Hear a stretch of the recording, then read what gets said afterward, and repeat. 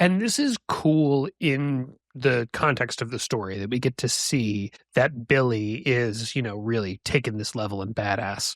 But man, can you imagine if you're the huntress in this moment and you've executed this really careful, we're going to have, he looks left and then I go right and boom, shoot him right in the back. Perfect, taken care of.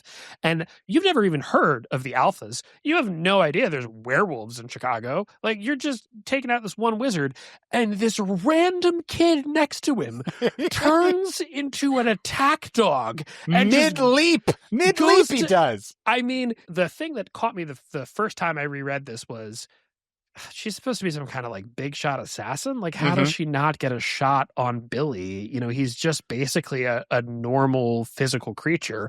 And then I realized it's because she's absolutely gobsmacked. Yeah. And it takes even a world-class assassin a moment to recover from surprise werewolf.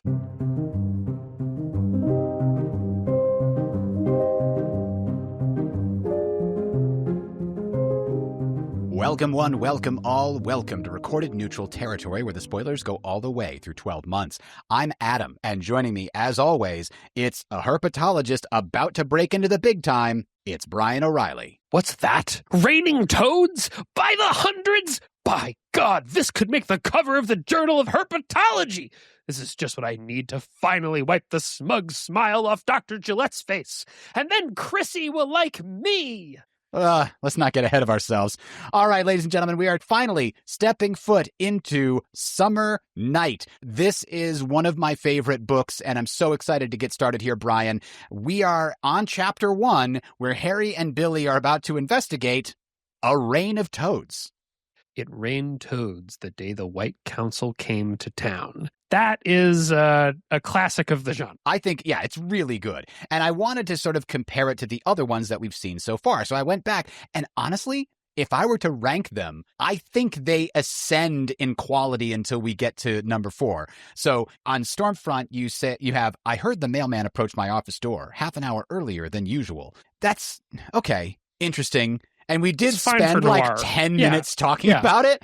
And it's okay for a noir opening. But to get that classic Dresden hook in you right away, not much. No. And then in Full Moon, we have, I never used to keep close track of the phases of the moon. That's a great one. The implication being, I do now. Right. Why is he doing that? Yes. So that's of the Dresden opening line type without being a really, hooky example of it. But Grave Peril, I feel like, kind of goes the other direction. Yeah. It's a good joke because it starts with, there are reasons I hate to drive fast. And the first example is 'cause my car doesn't drive fast. Right, yes. So that's a good answer to that question. And it works really well. But then, like you said, we get it rained toads the day the White Council came to town. And that is so much more evocative and interesting. And it sets up this book really well because we are about to drastically expand the world of the Dresden Files. We're going to blow open the doors, not only to the White Council as a political entity and a huge number of important characters therein, but the Fae and the Fae courts and a whole huge host of characters there. Harry's about to meet characters, many, a dozen characters that are orders of magnitude more powerful than him. And we've only met a handful of those, including, for example, Mavra and Farovax in Grave Peril, and arguably Leah as well, of course. Right. I mean, in the first books, we have Bianca's party. That is the moment where Harry meets supernatural entities that are of a higher weight class than him. At every other place in all of the other books, I'd argue even McFinn, right? It's only once a month that he's the Lugaroo. So Grave Peril is the only time in one place where we really come face to face with things that are just out of Harry's league until Summer Night. Yeah. And then it's every 3 chapters, here's a new group of people who are completely out of Harry's league. Yeah, absolutely. And yet he still has to navigate this. That's what I think makes it really interesting. And what's more is most of the characters that are out of his league in this book are not hostile to him. Instead, he has to negotiate or talk and investigate things that are going on. So that allows him to meet all of these massively huge characters. And it still doesn't feel like, oh, he's just somehow surviving by the seat of his pants like he did in other books. Because if these were all hostile entities, if the mothers were hostile, he doesn't even come close to surviving this book. Yeah, and I think we're going to talk about some of the themes that we'll see in Summer Night after we get through these first 2 episodes, which really load the plot canon in a way that Jim sort of has never done before in a Dresden Files book. We've got to get through all of this, so we've got to save it for later.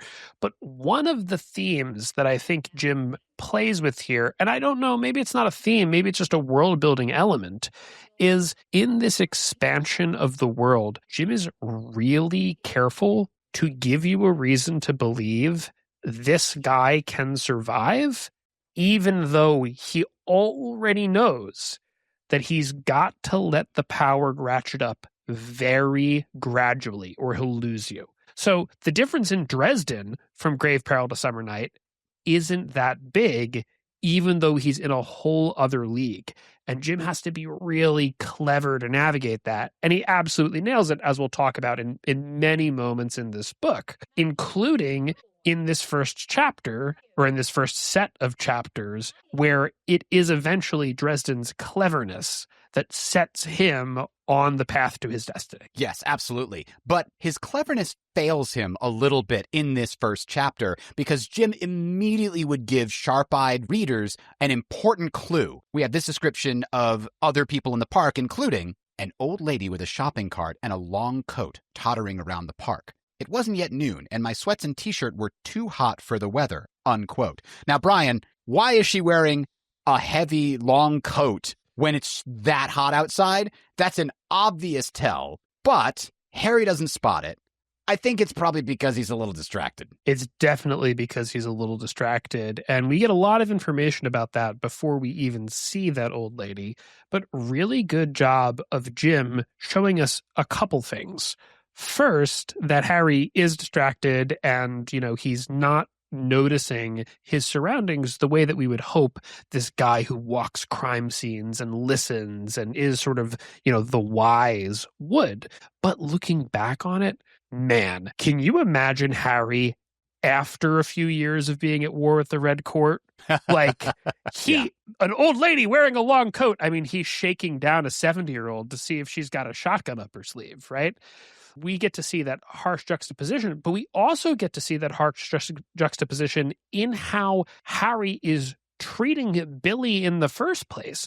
And I think an interesting question is, why does Dresden even take the call to go meet him here when he has been avoiding everyone for months?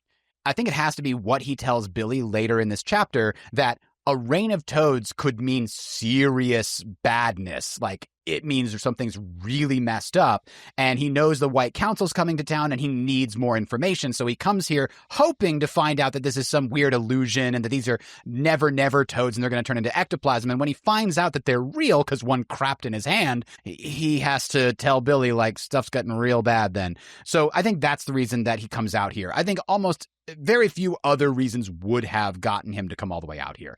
But one thing I do think is a little unusual is that neither he nor Billy noticed this old woman. And I think it's because they're in the middle of this fight. He's really focused on trying to get Harry to open up and recognize in the kind of state that he's in. Harry's running on very little sleep. I like to think if they, even this version of them, if they were just a little more put together, if they weren't butting heads at this moment, having this argument, one of them would have noticed that old lady and been like, something's wrong here. And you kind of get the impression, or at least I do, that Billy might be under orders here, in the sense that his future wife said, Billy, Harry is really displaying some classic symptoms of... Right, because she's a psychology major. And that's why when Dresden snaps at him, Dresden is behaving like a real jerk for the entire beginning of their conversation. He's bossing him around, like, pick up these toads for me. But then also when Billy's trying to ask questions about what's happening, my temper flared. I don't have the time or inclination to teach a class today. Shut the hell up. And that doesn't get a rise out of Billy. Yeah. And that's the kind of thing that I think would maybe set him off if Georgia hasn't told him, hey, you got to treat him with kid gloves. Because what does he do after that? He invites Harry to play not Dungeons and Dragons. Yes, Arcanos. Brian, do you think Arcanos is just a legally distinct name that Jim has given to the D&D of the Dresdenverse, or does D&D actually exist in the Dresdenverse and this is like a lesser known, more niche version of an RPG? Like, is this the like White Wolf type publishing, like Vampire the Masquerade or some other indie RPG, like, or maybe a Paizo like Pathfinders type thing? Or is this like the thing that everybody plays? What kind of nerds are the alphas? So these are my two options for you. One, it is in universe D&D because that totally fits. That's exactly the kind of thing that Jim would do, right? Harry's stat as a D&D character. Harry plays a barbarian in the campaign. You know, that's a very D&D class. I could totally see this being a D&D, you know, analog. But here's the one that I think is a little bit more fun. This isn't D&D. This is the White Wolf game, Mage the Awakening. It's literally called Arcanos, which makes the fact that Harry plays a barbarian in it just even more ridiculous, you know? Yeah, absolutely. Okay, so another thing that happens in this conversation when Harry's talking to Billy, and I think it's really important that you point out that Billy doesn't take the bait, doesn't get super defensive when Harry tells him to shut the hell up. I think you're right. I think he's prepared for this. He knows going into it, you know, Harry's going to have a short temper. I need to be very careful on how I respond to him. I can't take it personally, right? So Billy then reveals that he's really leveled up in the knowledge of the supernatural world, because he reveals that he knows that the Red Court of Vampires has declared war on the other wizards after Bianca's place. He knows that they've tried to kill Harry a couple of times. Like, how is he learning this stuff? He's obviously interfacing with the supernatural community who passes these rumors around. And then Harry even tries to say, what White Council? They don't exist. Oh, what are you talking about? And Billy's like, yeah, please. We know what the White Council is. You can't pretend it doesn't exist. So obviously this is Harry learning for the first time how clued in Billy is these days in comparison to what Harry last remembers him as. And so, yes, perfect. I know this whole vampire war thing has you jumpy. What vampire war? Word gets around, Harry. I even know that the Wizards' White Council is coming to town. What White Council? Forget about what vampire war, which is something that he should actually expect might be something of a secret. But what White Council? You know, Harry's acting like Billy is just a total square. And Billy not only knows something that, yeah, probably most people at Max know, that there is a White Council. He knows there's a war on. He's doing the equivalent of reading the news. Yeah, it reminds me of like a father pretending that his daughter shouldn't know what sex is or something like that when she's 15.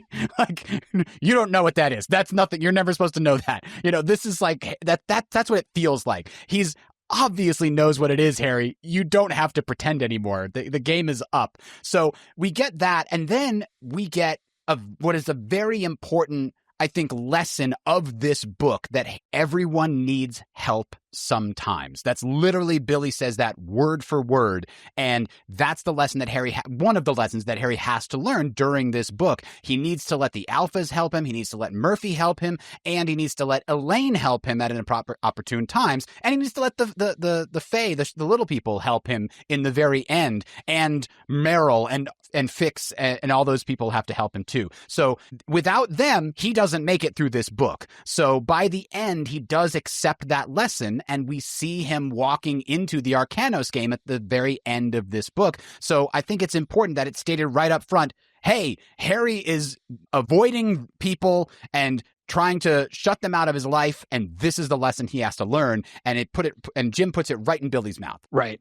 And Harry, I mean, it is poetry that Jim does it. I jabbed a finger into his chest. No, Billy, I don't need more help. I don't need to be babysitting a bunch of kids who think that because they've learned one trick, they're ready to be the Lone Ranger with fangs and a tail.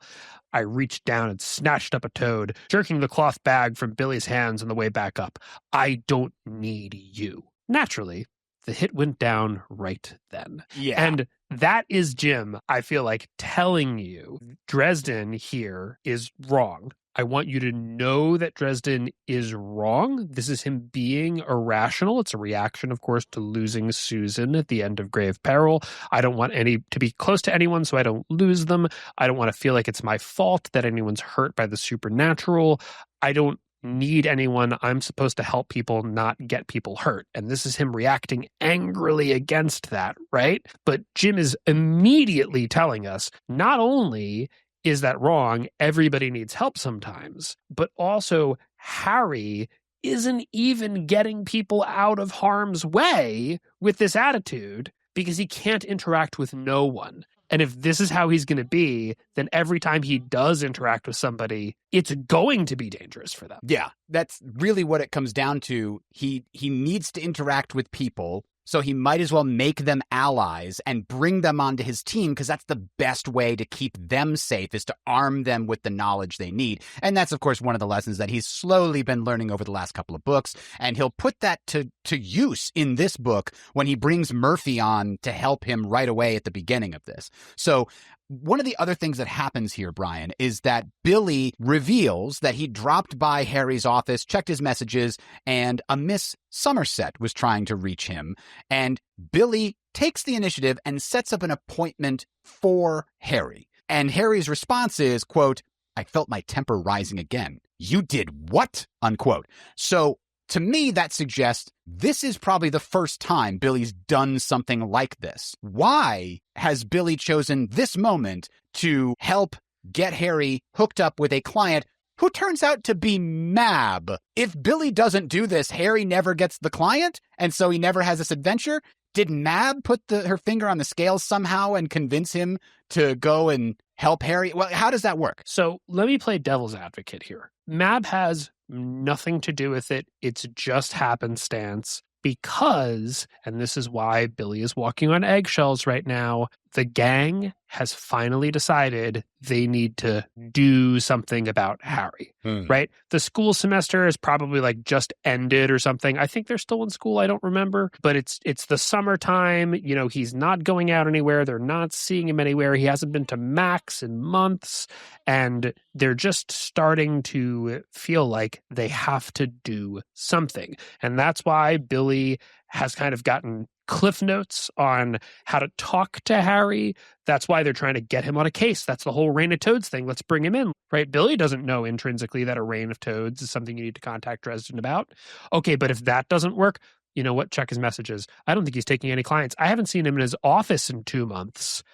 And Billy thinks he has a golden opportunity and steps on it. Yeah, I think that probably is correct. I don't know that Mab would have the ability to interfere subtly and make Billy do something with magic. Like, she's not normally allowed to affect mortals that way unless they've obligated themselves to her somehow. So I think it is just a giant coincidence. But the Reign of Toads thing gets Harry out, combined with exactly what you said. Billy and the gang take this opportunity, and that's because of the Reign of Toads thing is directly connected to the reason Mab's coming to look for him. So all of those things make it possible. Right. Now, Mab could be really subtle about it. At one point, she imitates Molly's voice to get Thomas to come out to the water beetle where she knows Harry's going to go in cold days. Maybe Billy or Georgia thinks that Andy or Marcy called them to say something about seeing Dresden and he's really out of it. But that begs the question of why would Mab even be so invested at this point? Now, we'll talk a little bit about that later, but I think you're probably right, Adam. Mab doesn't have a strong enough reason to care right now to necessarily be paying that much attention to this situation. Yes, exactly. So with that having been said, we then have the hit go down right then, the assassination attempt. What we see is a pickup truck with some kids riding in the back that have submachine guns or something that start trying to shoot at him. He puts up a shield, and then Billy tries to get Harry's attention because at the same moment, the suspicious lady with the long coat is pulling out a shotgun, and Harry now has 2 gunmen on both sides of him, but it's okay. Billy's saving the day because he immediately flips to wolf form, another obvious example of his ability to level up, not just in knowledge like we talked about, but in physical ability. He's now ready for the climax of the end of this book. And so he helps Harry avoid death. Harry grabs a shotgun and shoots the ghoul, as it turns out to be, and then all the bad guys get away, and Harry accepts Billy's help, having a sort of moment where he kind of reevaluates his priorities and perspective, almost having died there. So then they drive away under intense toad rain, and that's the end of that chapter. Now, one of the other things that happens in this chapter, Brian, that I wanted to talk about. Billy says, quote, "The vampires are offering their groupies full vampirehood if one of them brings you down," unquote. Now, I want to ask you, why have the Reds failed so spectacularly to kill Harry since the party? If, at this point, what Billy says is true, and the assassination attempt seems to suggest that they're upping their game, why have they failed to kill Harry? Is it because they're only having the groupies do it? And if so, why? What's going on here? So I think there's two potential answers to this. And one of them is something we get a little bit of a hint towards, which is that people have been keeping a bit of an eye on Harry. Maybe Morgan is lurking around in the background to a certain extent. Obviously, he's got a lot of other duties, but we're in a bit of a Cold War period in the war itself, so I don't think that would be completely ridiculous. And of course, Ebenezer McCoy almost certainly is taking some steps to help Dresden stay safe, even if Dresden doesn't know about them. But I think it's a really compelling suggestion that the main reason this is pretty much the first halfway competent hit on Dresden is because they're not trying very hard to kill him. Yeah, you would think if the upper echelons of the Red Court actually wanted him dead, they'd just send the Ebes with the ick, and it would be done. Like, this version of Dresden probably would not have been able to survive a high-level Red Court hit squad, not least of which because he's all alone. There is no allies to call on, and he's not leveled up like he will be when we get to changes. So I think it has to be exactly what you're saying. This major international organization that's probably hundreds of thousands of vampires strong can't take out one lonely wizard because the vast majority of the people in important places don't want to. They want to use him as the excuse. And I bet that there's a little bit of a sort of risk-reward calculation going on where Dresden has shown he can kill a Red Court vampire. Bianca wasn't a nobody. She was going to be elevated within the court. So Dresden clearly can take out a lot of the people who they'd send after him. So the question is, okay, do we either commit a significant resource like the Ebes and like actually bring like a heavy hitter to this situation like they'll do in a couple books, or do we maybe see if we can get something kind of for free? And we'll try to take him out with some lowlifes where if they kill him, it's even more of a propaganda coup because it's look how weak these wizards are. This one thought he could start a war with us and he got gunned down by some punk, right? Or he gets to stick around. And the thing is, I bet both the war party and the anti-war party are okay with that because I think the anti-war party believes that the ultimatum they've laid at the feet of the White Council, which we'll talk about next time, is going to work. Because as we saw in the last book, when Bianca makes that offer to Harry, most Red Court vampires don't think about the offers they're making to bring people into the Red Court or for them to give up one of their own the way a human who hasn't been tainted would. Yeah, they definitely have a hard time sort of putting them in the headspace. Now, of course, there's one other explanation for why they failed so spectacularly so far, and that's Harry has basically become a hermit hiding behind his wards like 98% of the time, which really speaks to where he is at in these books, which brings us to chapter 2, Brian, because at the beginning of chapter 2, after dropping Billy off, he sits in his car in sort of a grief spiral for hours. Yeah, I mean, it's great. I think it really works, and it didn't surprise me, but I didn't really realize that he's planning on effectively trying to get out in front of this thing Billy's roped him into, and he just ends up being unable to move. And not only unable to move, but I tried not to cry. I willed myself not to. With all of my years of training and experience and self-discipline, it would accomplish nothing. It wouldn't put me anywhere closer to finding a cure for Susan. I was so damn tired. I left my face in my hands. I didn't want someone walking by to see me bawling. Oh my God. He literally is weeping uncontrollably in public. I mean, obviously, this is for a book. Jim is showing and not telling and trying to like condense this emotional crises in a way that lets us see the depth of it. But if we take that at face value, that is a lot. Yeah. And presumably he's been feeling things like this for the last several months, because I don't think this is the first time he's fell into this particular spiral. But what's really impressive is that Jim uses this to, A, remind the readers what happened in previous books, because maybe it's been a year or two since the last book came out and you need a refresher. And also for anybody who hasn't read the previous books, he's giving them the backstory about what happened to Susan and why that. But then third, he's actually showing how much that has affected him since the last book. So he's also giving us new information about how it's affecting him. And that is important for this book. And he's also setting him up so that he doesn't have time to go home before he goes to see Miss Somerset, because he sits here for hours. Right after that part that you mentioned, he says, it took a long time to get myself back under control. I'm not sure how long it was, but the shadows had changed and I was baking in the car even with the windows down, unquote. So shadows changed means that he's been there for at least an hour, if not two. He no longer has time to go home. And now he has to go see Miss Somerset, still looking like crap, like he hasn't had a shower or a haircut in weeks. So something that I want to flag here is that, yes, Harry thinks of Susan, and that's what makes him cry and lose the time and be upset. But before that, I mopped at my face with my shaking hands. The days and nights had been blurring lately. I don't think that Dresden is just upset because he's thinking about Susan.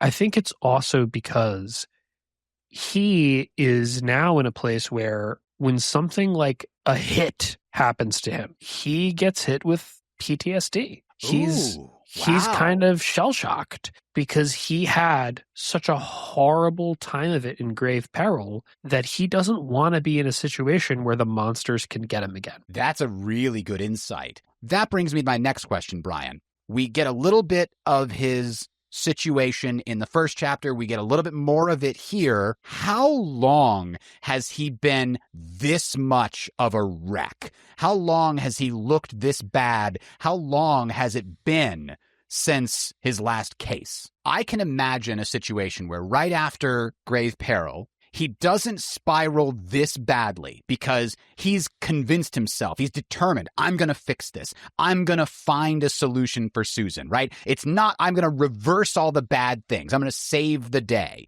But as the weeks and eventually months go by, he loses that hope and that determination when it seems like everything is impossible. He's exhausted all his best leads for how he might help Susan. And now, for the last few weeks, is when he's really started sliding into a depression over it. He was buoyed for a while because he had to believe he could fix it. But now he's lost that hope. So I think he was probably taking just enough cases to keep the lights on at his office and to prevent himself from getting kicked out of his boarding house. But now we get from Billy, like, they filed an eviction notice for his office just recently, and he's like behind on the rent at his home. So I think it's only been a couple of weeks where it's been this bad, and it's because the last few weeks is when he's really lost hope. And I think that that's also because it's not that he has gotten worse in the sense of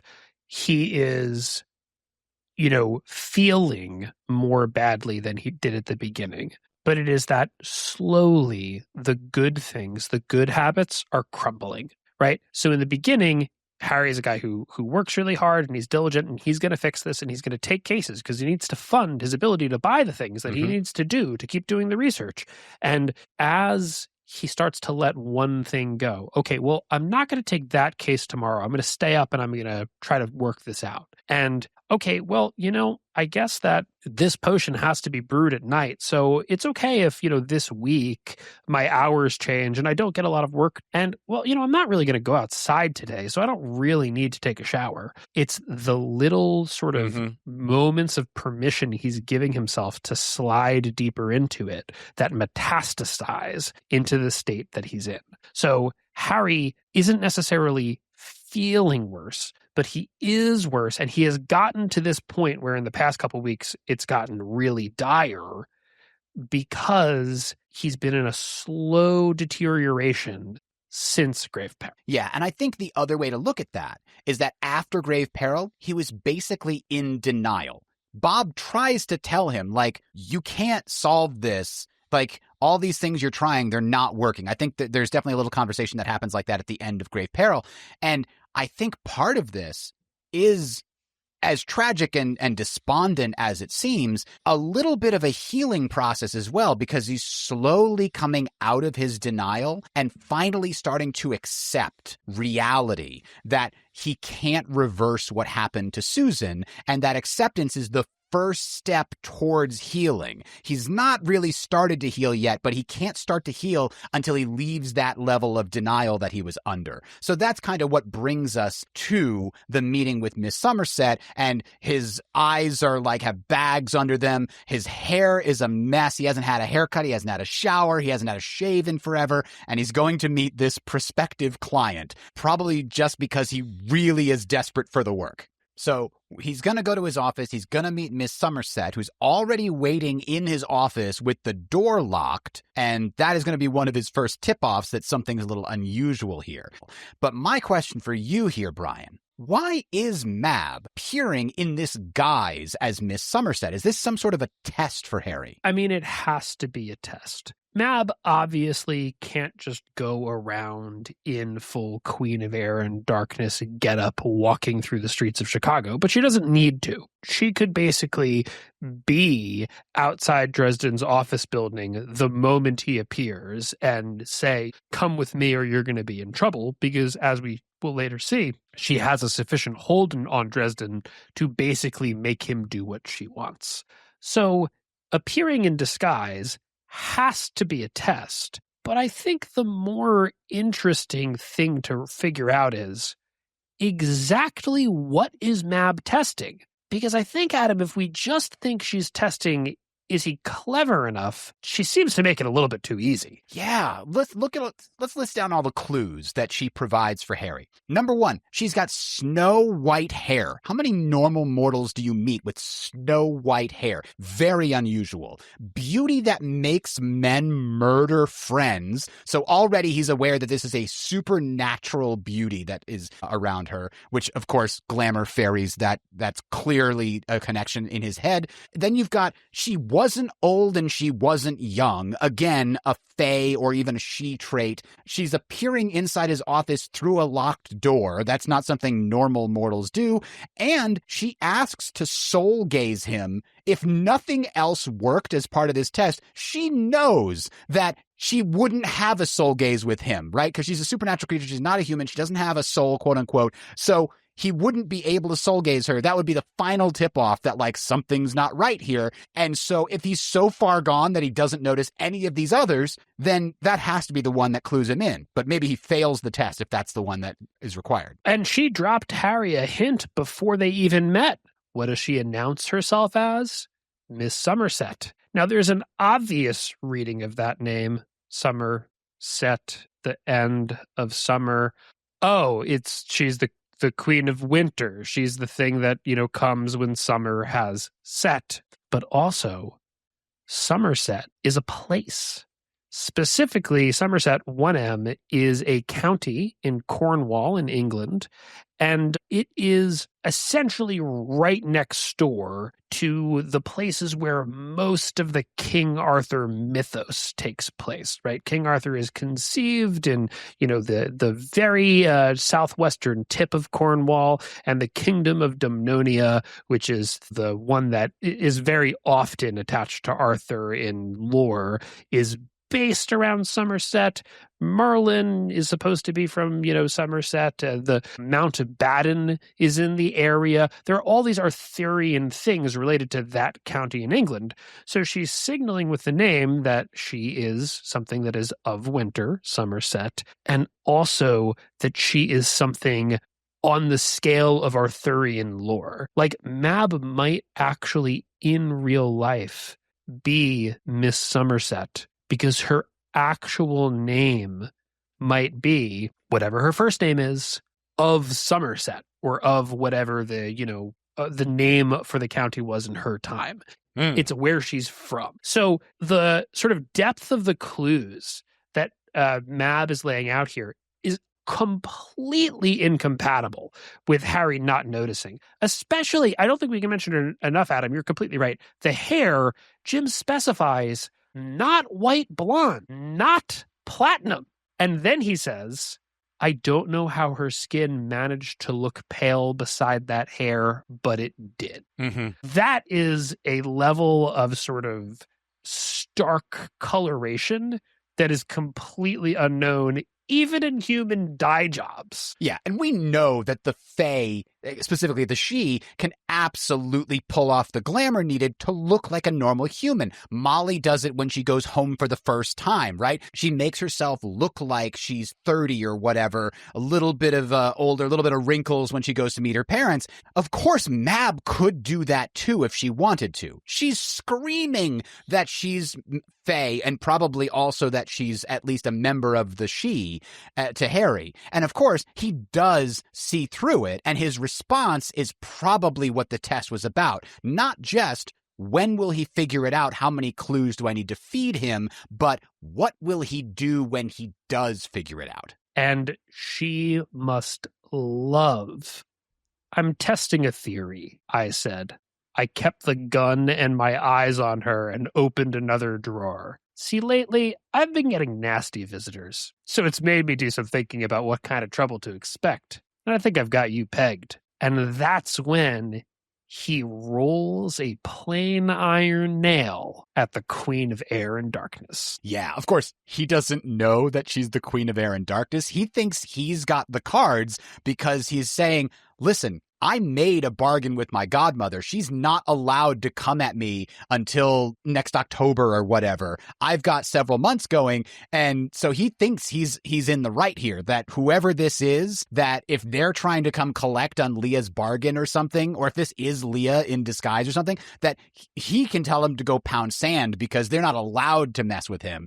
Not realizing that the debt has been purchased by arguably the most powerful and scary person in the entire Fae court, as far as he knows at this point. So, yeah, and I love that turn where you see him coming into this meeting disheveled, absolutely depressed, and just not looking very competent, right? He's offering her coffee from a thing that's obviously had burnt coffee sitting in it for days or whatever, and he just looks like a moron, and yet he turns around in an instant and proves that he actually is really confident, really competent, and he knows what's going on. And that is the kind of Harry that I love to see.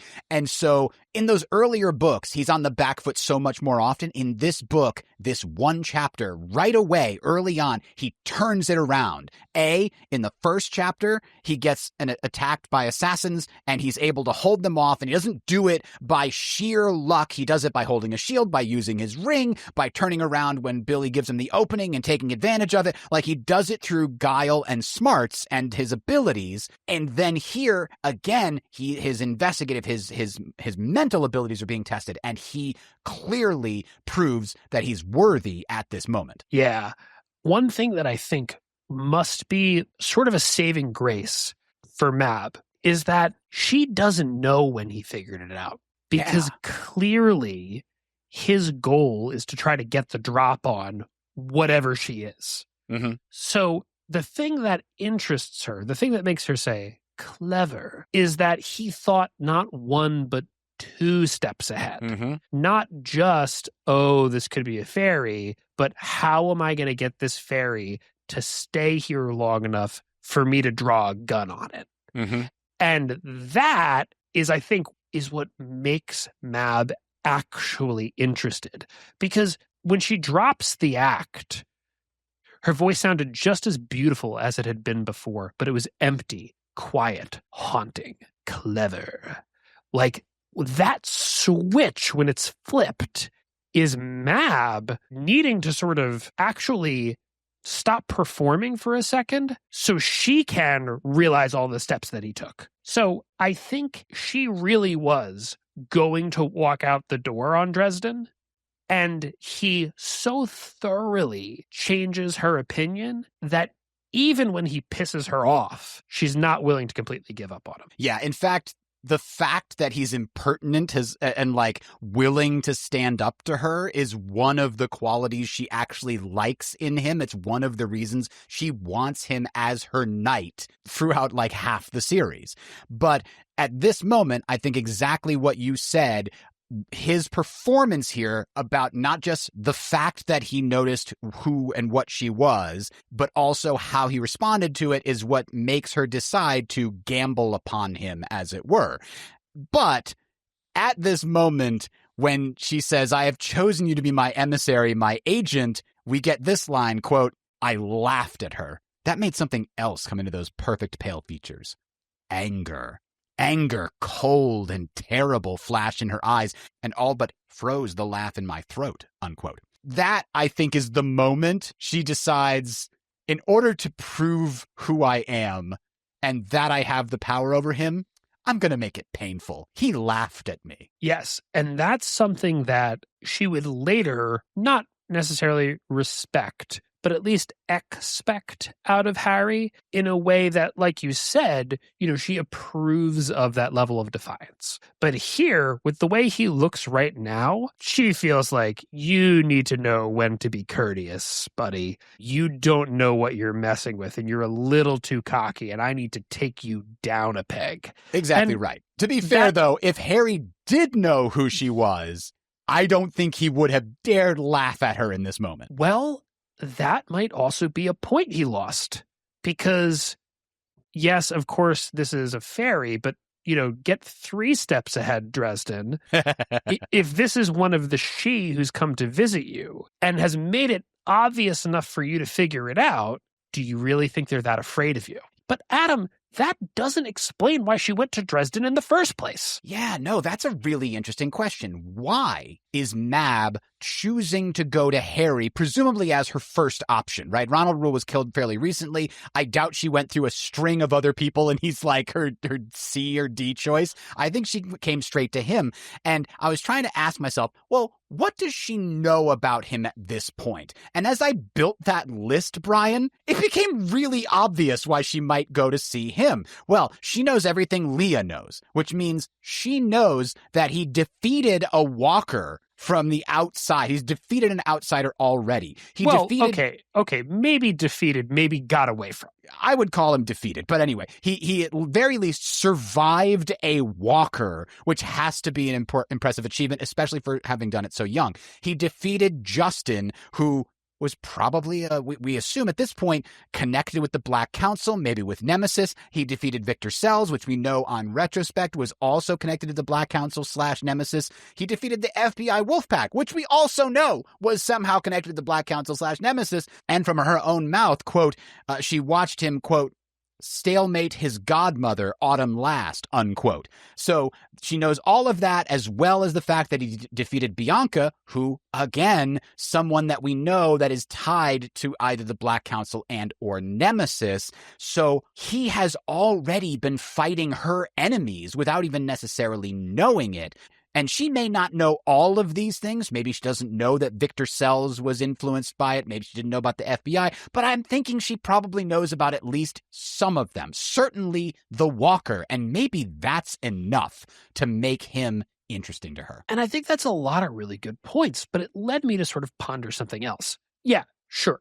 If you're going to choose a 29-year-old wizard to be your emissary, Dresden is clearly the pick. I can't imagine there is anybody else in the White Council who is his age or younger who has a list half that cool. But, Morgan? McCoy? Like, is there no other wizard who could help? Or that, I mean, Mab has to have leverage on somebody, right? Yeah, but remember how the wizards are taught, like specifically how Harry is taught by Ebenezer, and we know for a fact that Harry's mother was a huge outlier for how often she spent time in the Fey courts. I have to imagine there's not that many that are as capable potentially as Harry is, and also she has a perfect handle, a perfect leverage to use on them. But also remember that it's not just about magical capabilities. She needs an investigator. And as we see later in Turncoat, the wizards are not all great investigators. Harry arrives at the crime scene and is like, okay, did you take photos? Did you run DNA? Did you do all this stuff? And they're like looking at him blankly like, oh, we ran some divination magic. And he's like, well, there's other ways of pursuing this, right? So he is a trained investigator, and he's adapted his magic to work with all the mortal techniques of investigation, and that is what makes him uniquely suited, in addition to all the other things that we said, for this specific task, because it is, in the end, a murder mystery. And I think it's also the case that it's not just that Mab has a strong handle over him. And of course, the handle Mab has on Harry in this moment is probably stronger than the handle anyone could have on Harry, and is as strong as the handle she'd have on any other wizard. But she also knows that the council is about to put his nuts in the vice. Yes. Which means that Mab knows she can maximally manipulate the situation. So, yes, there are more powerful wizards, but this one is an investigator, and we've really got him. Plus, is she already angling for a new winter night? I think she might be. We know for a fact that she has plans within plans to replace, like, for example, Sarissa was supposed to be the backup for one thing, and Molly was a second backup. So she has these plans within plans. She always wants to plan for, okay, what if Slate dies? I need to be prepared for that. And so this is certainly one of her plans, I think, at this point. But the real question is, Brian, does she already know that he's a Starborn? Yeah, we built a good case with all these questions. But if Mab just thinks, well, yeah, he got away from the outsiders somehow, and he's had some adventures, and sure, he is probably a better investigator than most wizards, Mab could put so many more resources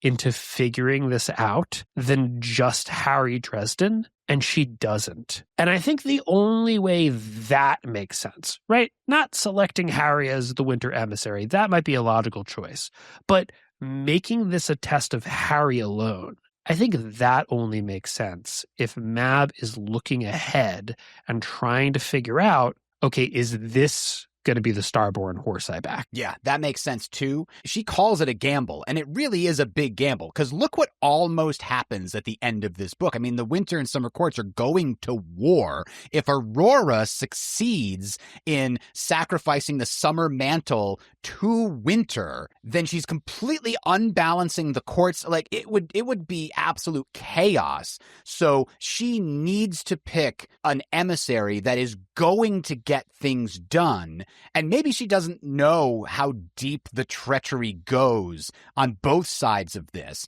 Maybe she suspects it's going to be fairly easy to figure out, and it turns out to be harder. But I'm guessing she really does know this is a serious situation, and I think this is my best bet. And you brought up an interesting point in the pre-show, Adam. Maybe she knows that because somebody told her so. The gatekeeper, we can be pretty sure, has a better understanding of the vague direction the future has headed in than almost every other wizard. He seems to have a really good handle on time, as we find out and proven guilty. Maybe Rashid has let Mab know that she needs to test Harry as a Starborn with this in this moment, because maybe it is a gamble. Maybe we can't be sure it's going to work, but if we don't test him here, we won't get key information we need. Things won't go as well as they could, right? Maybe it's the case that even if Harry fails, yes, it's terrible, but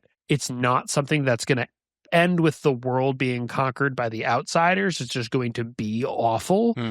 And maybe that's a worthwhile gamble for Mab and the Gatekeeper and everybody who's invested in the coming Starborn cycle to kind of winnow out one of their best bets. Because we know, right? Like, Lissen's a Starborn, but he ain't no wizard. We know that Harry would be uniquely interesting to the people on Team Reality due to the circumstances of his birth and the talent he inherited from his mother. Yeah, and I think more evidence that Rashid and Mab are like colluding in the background of this is just how often he pops up. Like, he pops up outside the mother's cottage when Harry's stuck in that tree Seriously. later. So, and the other time that seems like they're working together, when the White Council's emissary or diplomat that was supposed to go to Mab and ask to use the ways, he comes back half frozen or whatever at exactly the right time in the middle of the council meeting with the message that like Mab's testing you and so Rashid is like takes that opportunity, is like, yes, let's let Harry solve this test or whatever. Like, it seems like the timing there is so coincidental that I think they have to be working together, because what other reason does Mab have to like ice this person but still let him get back with that answer at exactly the right time? I think it's clear that they're working together. Yeah, and the question is not if they're working together. The question is, are they working together on this? We're going to find out in Cold Days that the Gatekeeper is the outer gates keeper. Yes. And that's Mab's job too, right? So they're definitely working together. We know they're in cahoots. I mean, yes, the Gatekeeper comes to the mother's cottage, but what's going to happen in 10 years? Harry's going to go from the mother's cottage to the Gatekeeper. Mm-hmm. So we know that that is a well-traveled path. It's just interesting that both Mab and Rashid take a personal interest in Harry in this matter at the same time, suggesting that they're not just working together in a broader sense. But when Harry negotiates the deal with Mab, after, okay, she's kind of got me, you know, I can't totally get out of this. I think it's interesting that even after she's got him completely on the back foot, literally stabbing himself, like he's bleeding the whole conversation they're having after this, he's still able to kind of take a level up in Fey bargaining from everything we saw in Grave Peril. Yeah, definitely. And that brings us to the negotiation that he has with Mab, which takes place during chapter 3, when he first takes the moment to process what it means for Mab to be in your office. And the fact is, he immediately kind of refuses her offer. Like, he doesn't know what she's asked yet, but he's like, whatever you want, I don't want it. If you're threatening to kill me, just kill me now.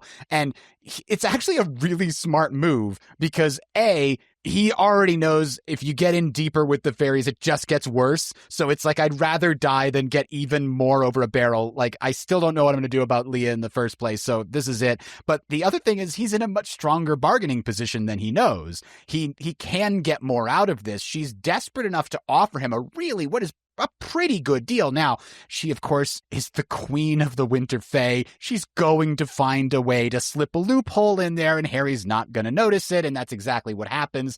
But it's still a very good position for him to be in. Now, Brian, one of the lines she says here is really telling, and it just goes to show how much Jim has thought this through, even all the way back in book 4, where Harry, says something about freedom, and Mab says, "I adore freedom. Anyone who doesn't have it wants it," unquote. And that just speaks to his whole concept within this entire universe, that the more power you have, the more limited you are in your use of it. And Mab is more limited than most. Yeah. One thing that I love here, because I think it's working on 2 levels, is right at the beginning, where Harry realizes what it means to have Mab in the office. And she says, "Yes, wise enough to be afraid. How does it feel to know what you know, child?" And Harry's answer, sort of like Tokyo when Godzilla comes up on the beach. That's a, maybe best lines thing. But Mab's being very theatrical there. She's really playing into how scared he needs to be. Mm-hmm. Mab doesn't need to do this. This is like what we talked about at the end of 12 Months, when Mab is very theatrically, "I'm going to stab her. I'm going to stab her," Yeah. for 5 minutes. because Mab is trying to sow these emotions in Dresden to get him to agree by hook or by crook, because she, acting in the stead of his godmother, has to do what is ultimately best for Harry. So I think she has to offer him what is ultimately a sweetheart deal without him knowing how sweetheart it is, and still get him to take it, which is why part of this is so elaborate on her end. Yeah, I'm not sure if she's acting in the stead of his godmother. At this point, his godmother is still out and about. When his godmother is frozen in Arctus Tour, that's when Mab has to take up Leah's duties, but I don't think that's the case here. I think she's just trying to make this as tempting as possible for Harry while leaving a big loophole. Let's look at what the actual negotiation comes down to, right? These are the concessions that Harry manages to wheedle out, or even the concessions that she offers and accepts. So she says, you do me 3 favors and we're done. You're clear. Obligation over. And Harry says, A, I get to decide whether I take the task or not. And she agrees. No reprisals from you or your lackeys because I refuse a task, and no selling my debt onto another party so that they can then do something worse to me. This is the only deal that exists. Now, that sounds like a good set of conditions. It sounds like he could just refuse every task from now on, and there's nothing she can do about it. Of course, the loophole that she uses in both this book and for his second favor in the book Small Favor is basically the same loophole, which is she names him emissary. And because she grants him that title, she's not reprising against him for anything. It's just a title and a job, and being in that job forces him to deal with the situation she wants him to deal with. So she's actually giving him something, and it's a burden. Here you go. Congratulations, it's a burden. But then that does raise the question, why does Mab provide so little information to Harry? Because Harry asks, who took Marcone in Small Favor? And Mab answers, I don't know. So she gives him a straight answer there. But here, when Harry asks what was taken, she's like, you'll know it. She knows that it's the summer mantle that's missing. She could just say it's the summer mantle. What's going on here? Yeah, I mean, all she tells him is that it wasn't an accident, like the papers say, and that Harry will meet his summer counterpart. She doesn't even tell him who that is. So Mab definitely holds out here. And one answer is just because she doesn't trust Harry yet. And the default of fairies when you ask them a question isn't, simple yes, no answers. But it might go beyond that, because later we're going to find out that Mab can't even talk to Harry when she knows that the favor she's asking him about is about her daughter. Slate is involved in this caper. What if Mab already fears Maeve is the one responsible? Yeah, that is certainly, of the various people who could have done this, she probably doesn't suspect Aurora, because I don't think she's acting particularly unusual in the last 6 months since she's got infected by Nemesis. But who else could it be? Well, we already know that Maeve shirks her duties and hires really bad knights, so it could be her. It's probably not the mothers. Who else could it be, Brian? The summer knight isn't somebody you can just knock over like a convenience store. I can't imagine that there are a lot of really good reasons to take the summer knight's mantle. So I think that if she's contemplated Maeve being involved, perhaps she does believe it's to sacrifice the mantle sort of on the stone table in a way that brings its power to Winter. That sounds like the kind of short-sighted thing Maeve would do, thinking that, she's a master strategist. But it could be for other reasons. Maybe the point is to take the summer mantle off the board to let Slate kind of have a free hand, or to create sort of a situation where the Unseelie Accords fall apart because Summer is no longer effectively checking Winter. There could be some greater sort of political reasons you would want to just trap the mantle that Mab could be considering also. And the reason why we're mentioning all of this is, obviously, if Mab just knew it was Aurora, there's no reason she has to let it get so close to disaster, even though we know it's not technically Mab's job to save the mortal world from, climate change. Yeah, that's true.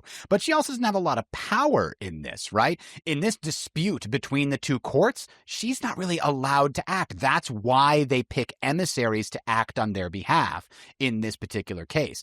But if she did have a really strong inkling of what was going on, maybe she would have told Harry, unless she feared the answer and she didn't want to say it out loud. Yeah, and I wonder if that suggests that maybe she does know who killed Rule. I mean, the Winter Knight killing the Summer Knight doesn't even seem like that would be, that much of a cause for alarm. Right. And that's why she might suspect, it might be my daughter who is wrapped up in this. That we have no idea. And if we ever get Jim back on the show, we might just have to ask him. But I wonder, do you think Mab knows that Slate is the killer already? I don't know. I think she could easily suspect that. I mean, that his counterpart in Winter seems, but I don't think she knows it. And the other thing to consider, Harry specifically is told, the Summer Knight isn't somebody you can just push down a set of stairs and kill. There has to have been a specific thing. They're very tough. And who could do this? And he's told, it could have been one of the 6 queens. And that's why he goes and investigates the 6 queens and talks to them, right?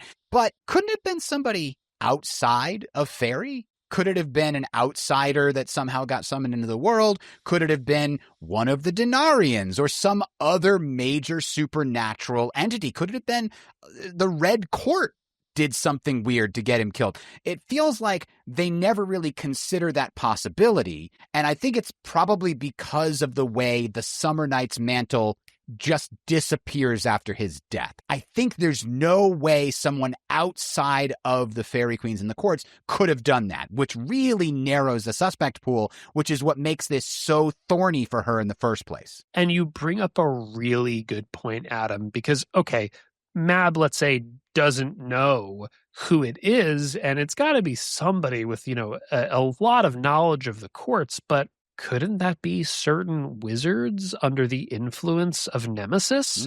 Because the one thing that Mab almost certainly does know at this point is that he who walks beside is ramping up his activity level. Mm-hmm. So that might be the thing that causes Mab to really believe she needs a good investigator, because there's a lot of probablys that she could believe, but Mab doesn't make assumptions. Mab knows, rationality and knowledge. That's what she's all about. If she doesn't feel like she has enough information to be sure, she might not feel comfortable putting a more specific plan into action. That's why she has to, in her own words, gamble. Yeah. And she might not even be able to allow to tell the emissary any more details than what she's already told him. That might be some important rule about disputes between the courts. The emissaries have to figure it out. You can't put your finger on the scale. You have too much power to do that. So anyway, I think that we have gone on far enough about speculating on what we can't possibly know with regards to Mab's internal monologue here. But the next episode, we're going to do chapters 4, 5, and 6, which is the entire White Council meeting sequence. Very exciting stuff happening there. But before we do that, we have our question for Bob. Bob, I've been wondering, if Billy kills a human in wolf form, does that break the first law of magic? Yeah, Bob would be great for this question, but he sent us a message saying he's trying to sneak into a White Council meeting, I guess to spy for Harry. I don't know what the deal is. I feel like he's listening to the podcast. That's literally what we're covering next. Yeah, maybe that's it. All right. So the most suggested answer when we asked this question on the subreddit was, quote, obviously no, unquote. And I think they're probably right. That's where I was leaning at the beginning of this, because it seems like if there's no active magic involved, like the transformation process happens, there's magic involved in that. But after, there's no active magic sustaining them as wolves. They are now just physically wolves. Then probably it wouldn't break the first law. But I want to play a little bit of devil's advocate here, because I think there's a couple of things that made me ask this question in the first place. For example, Harry believes that he indirectly killed those kids in grave peril, right? He set off the fire, no question. But after he set that fire off with magic, it then just became normal fire and started burning the house down. And a lot of the kids were theoretically killed by asphyxiation, not burned to death necessarily. So that means they were indirectly killed by magic, and yet he's still convinced that it was something he did with his magic. Now, you could chalk that up to him being extra sensitive about killing kids. Obviously, that's a tragedy, whether or not it's a first law violation, but he does seem genuinely concerned that he's going to be executed if the council ever finds out about what he did there. Now, the other reason that I think this, and Lightning Raven on the Reddit brings up this point as well, how is it different than what Denton and the Hexenwolfen did? They seem to be corrupted by their kills. So if Billy or Georgia kills a human while in wolf form, does that corrupt them in the same way? What do you think, Brian? Yeah, I think there's an obvious retort, which is that the Hex and Wolf belts are inherently corruptive, and feeding on lifeblood just accelerates, how the rage spirit is twisting, the person who wears the belt. But I think that on a symbolic logic sort of level, and magic works on a symbolic logic level, you're right, there isn't necessarily an inherent difference there. And we see other areas in the, Dresden Files where it doesn't seem to be the case that your intentions have to sort of one-to-one match up with I'm trying to do this thing that isn't obviously and inherently against the law. Molly very clearly invades the mind of another in the run-up to proven guilty, but it's also probably okay to go, sort of try to heal someone's mind by doing effectively the same thing. Arguably, that's what she was doing, and her intents were only sort of corrupted by some unconscious emotions she doesn't know she was feeling. Now, almost certainly, this is why Molly's not horribly corrupted by it, but they're still going to take her head off. Yeah, absolutely. Now, the other argument that could be made is maybe the Hexenwolf belts are active magic, right? When you're wearing them, you are channeling that bestial spirit, and therefore what you do while you're converted by a belt is magically done, which is why it can be so corruptive. And that also raises the question of the Kinetomancer in Ghost Story, if he speeds up his body and uses it to break someone's neck, does that count as killing with magic, or did the magic simply enhance his muscles? And so it's indirect. Technically, he didn't do it.